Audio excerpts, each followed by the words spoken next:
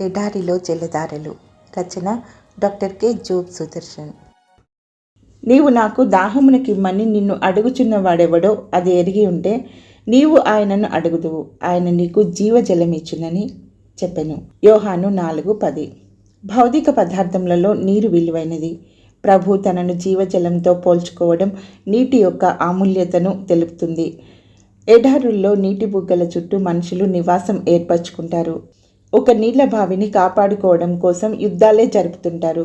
నీరంటే ప్రాణమే మరి. బీడు భూమి అనే కవితలో టిఎస్ ఇలియాడ్ ఇలా రాశారు: నిరాశపూరితమైన శూన్యమైన ఆ భూమిలో నీళ్లు లేవు, కేవలం ఒక బండరాయి తప్ప. ఇలియాడ్ క్రైస్తవుడయ్యాక మన హృదయం అనే ఆత్మ బీడులలో తిరుగుతుంటుంది. యేసు అనే జీవజలపు ఊట ఆ హృదయాన్ని తాకేదాకా అని భస్మ బుధవారం కవితలో రాశారు. ప్రతి మనిషిలో లోతైన ఆత్మదాహం ఉంటుంది. ఈ భూసంబంధమైన నీరు ఆత్మదాహాన్ని ఆర్పజాలదు. కలువరి కొండ నుండి ప్రవహించే శుద్ధ జలవాహిని ఒకటి ఉంది. రక్షణార్థమైన నీళ్లను ఆ ప్రవాహంలో నుంచే త్రాగగలము. యెషయా 12:3.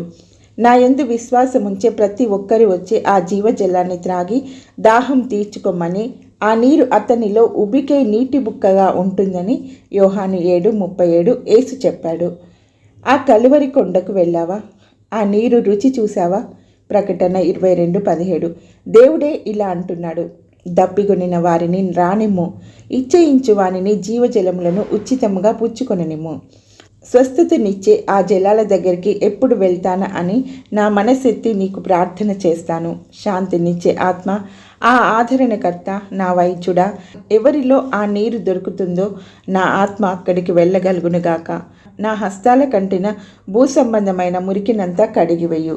నా రహస్య భయాల భారం నుండి నా మనసు విడిపింపు. కనిపించని నా గాయాలన్నీ కడిగేలా నీ జీవజలాలన్నీ నాపై ప్రవహించనివ్వు. వెలుగు జీవము, ప్రేమ ఉన్న స్వస్థపరిచే నీటి బుగ్గ నన్ను కడుగును, సరిచేయును. అదే నాకు కావాల్సింది.